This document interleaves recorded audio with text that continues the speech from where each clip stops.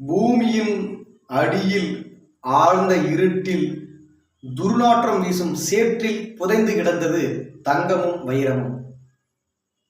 உழைக்கும் மக்களின் நடுவில் இருந்து முளைத்து வந்த ஆகப்பெரும் தத்துவம் தலைவர் எழுச்சி தமிழர். எங்களுக்கு கிடைத்த வைரம் தலைவர் திருமா. இன்னைக்கு நாடாளுமன்றத்தில் தலைவர் திருமா அவர்கள் தன்னுடைய கருத்தை முன்வைக்கிறாப்புல. துப்பாக்கியில் இருந்து வரும் தோட்டா போல அவருடைய கேள்விகள் சனாதனவாதிகளை துளைக்குது.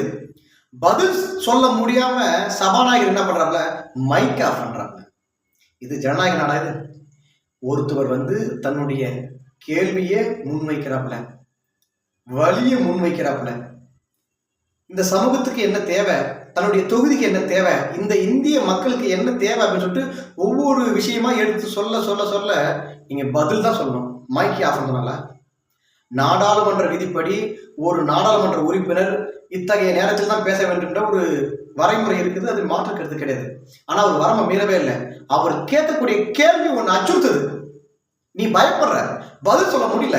என்னடா இப்படி ஒருத்தவன் பேசுறானே, என்ன கரியர்னு ஒருத்தன் நிற்கிறான், அவனுடைய ஒவ்வொரு பதிலும் இவ்வளவு தத்துவமா இருக்குது, மிகப்பெரிய ஒரு ஆளுமையான சிந்தனையா இருக்குது. அப்போ உங்க அச்சமா இருக்குது. இப்ப அவர் எங்க தலைவர் சொல்லுவாப்புல, நாட்டிற்கு ஒரு திருமாவளவன் போதாது, வீட்டிற்கு ஒரு திருமாவளவன் வேண்டும் என்பது எங்களுடைய தலைவர். தலைவரை உருவாக்கும் தலைவர் எங்கள் தலைவர் திருமா. ஒரே ஒரு ஆளு பதில் சொல்ல முடியல. தத்துவம் என்பது எங்கிருந்து வந்ததுன்னு கிடையாது, அதோடைய மதிப்பு என்னதான் பார்க்கணும். இப்ப சேத்திலிருந்து வந்தது தான் வைரம், ஆனா அதோடைய மதிப்பு அதிகம். திருமா எங்கிருந்து வந்தாலும் நீங்க பார்க்க கூடாது. அவருடைய சிந்தனை, அறிவு, முற்போக்குத்தனம், இன்னும் 100 ஆண்டுக்கு வரக்கூடிய விஷயத்தை கணிக்கக்கூடிய ஆளுமை மிக்க நுண்ணிய அறிவு அவர்கிட்ட இருக்குது. தயவு செஞ்சு சபாநாயகர்களே, கேள்வி கேட்டா பதில் சொல்லுங்க, மைக் ஆஃப் பண்ணாதீங்க. இது ஜனநாயக நாடு.